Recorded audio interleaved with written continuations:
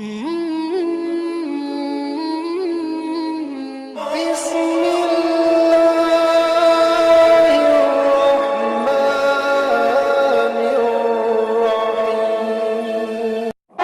लगा पानी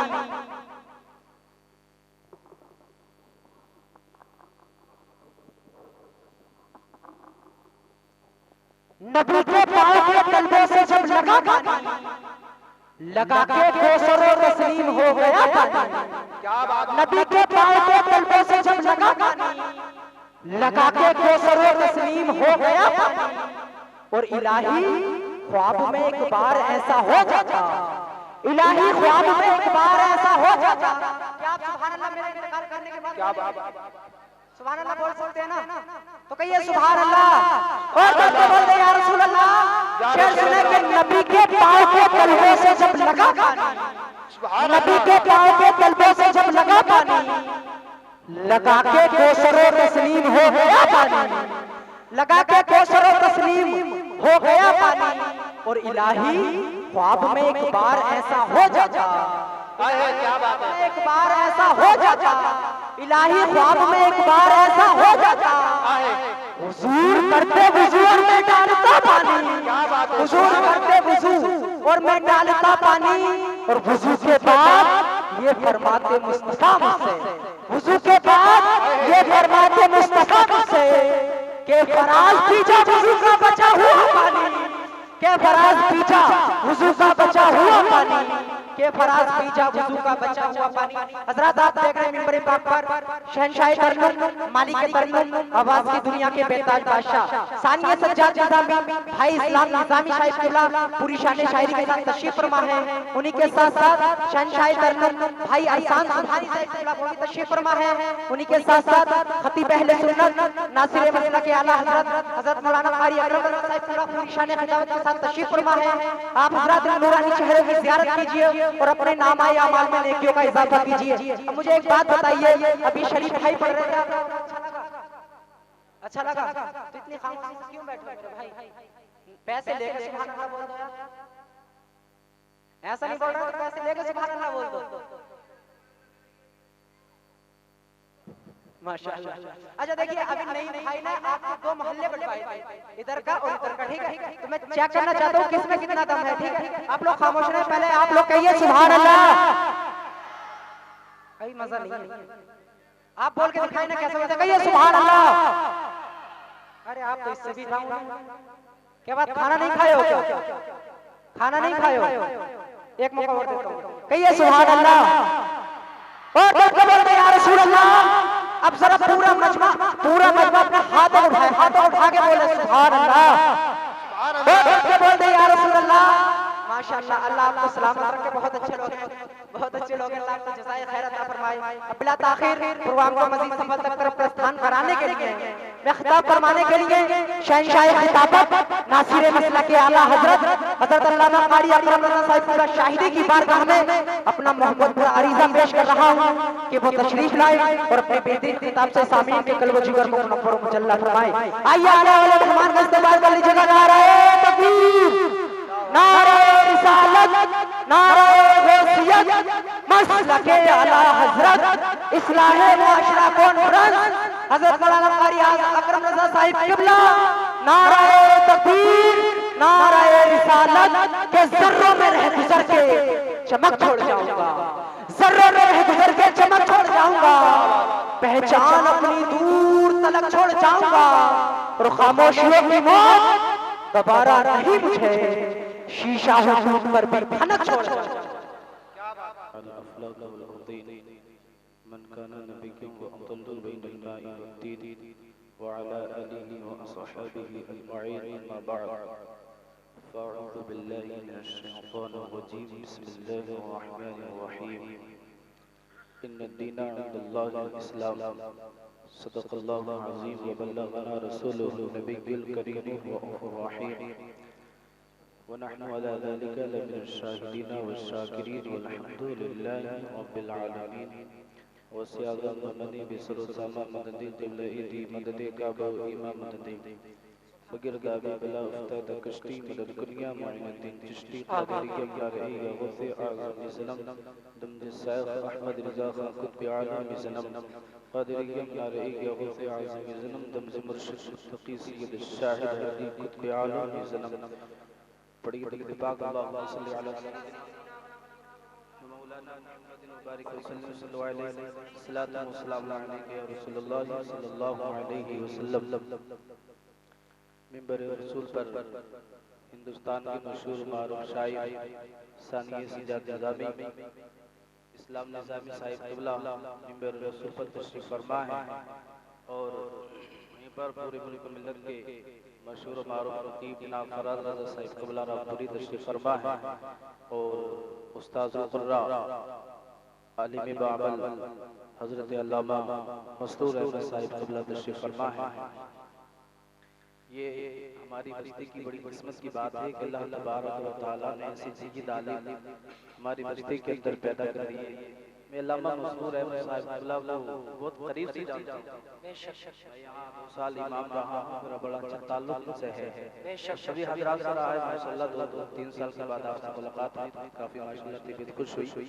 मौलाना मस्तूर अहमद साहब क़िबला के अंदर मैंने ये खासियत ये पाई कि अखलाक के अंदर माशाअल्लाह हज़रत अपनी एक अलग मिसाल है और काबिलियत के एतबार से कितने मसाइल ऐसे आते हैं कि मैं हज़रत से फ़ोन करके मैं अल्हम्दुलिल्लाह बहुत काबिलियत है।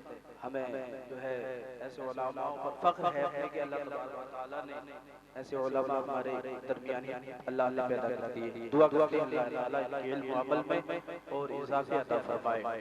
आइए मैं आपके बारगाह में चंद लम्हात के लिए हूँ, मैं जो बात कहूँ आप जो है तवज्जो के साथ आप मेरी बात सुनेंगे। वो मिलाद मुस्तफ़ा है जिसके बारे में अब्दुल हक मुहद्दिस देहलवी अपने वक्त के मुहद्दिस ने बड़ी प्यारी बात कही थी।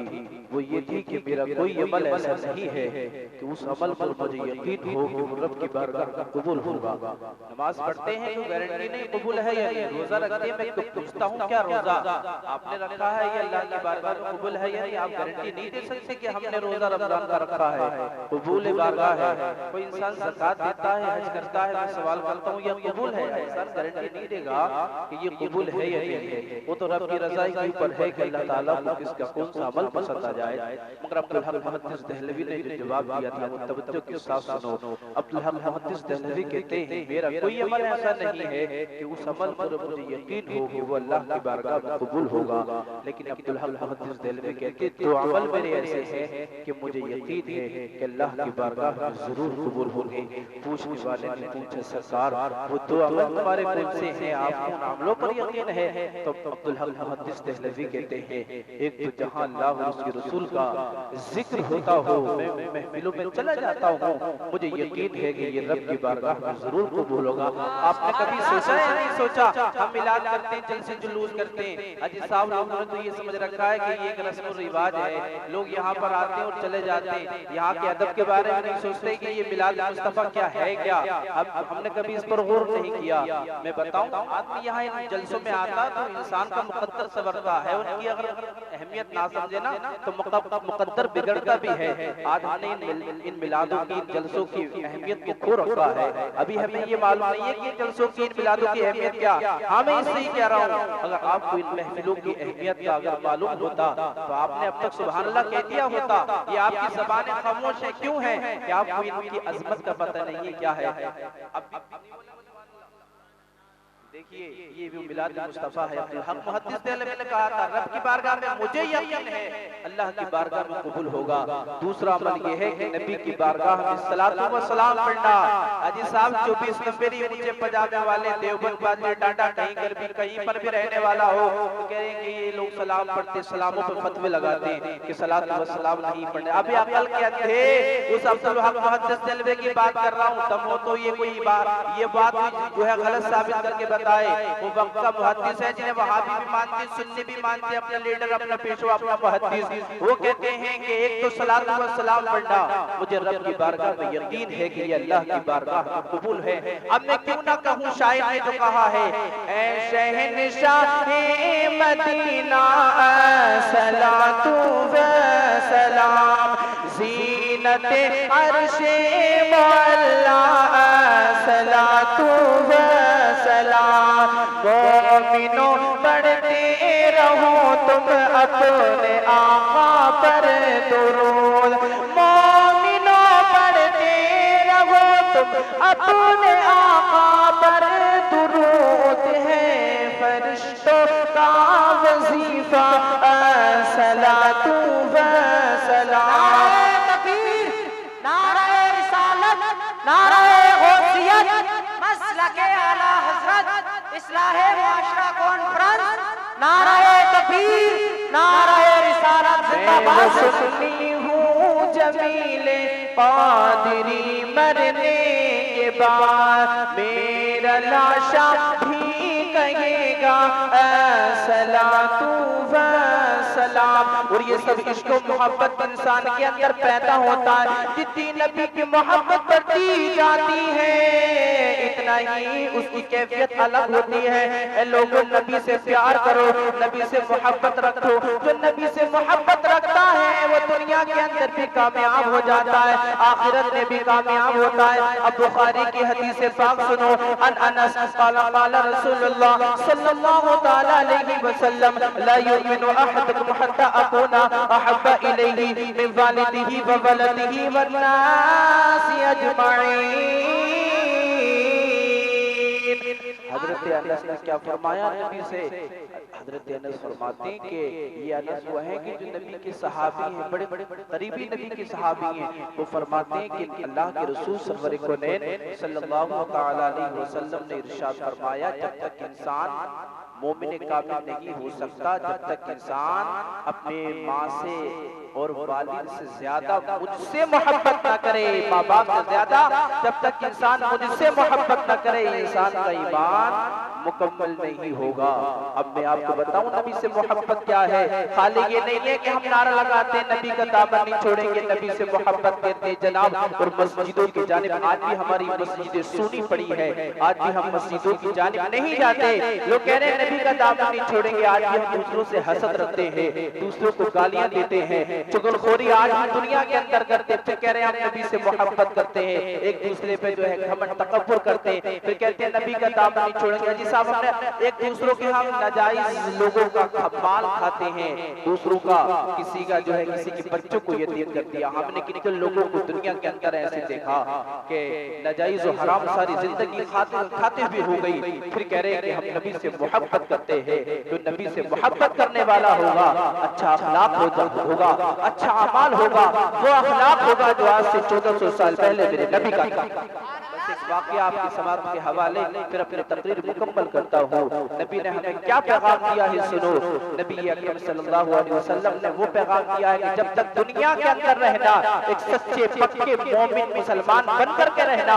दुनिया तो अपनी अपनी जिंदगी बिताती है, मगर ये कोई कमाल नहीं। कमाल जब है जब अपने नबी की सुन्नत पर, उनके हदीस के मुताबिक जिंदगी को बिताया जाए। ये असल इंसान की जिंदगी है। अब मैं अपने नबी की जिंदगी बताऊं। अल्लाह के नबी मदीना शरीफ है और एक यहूदी का, मुसलमान नहीं है, गैर मुस्लिम औरत है, उसके शोहर का इंतकाल हो गया।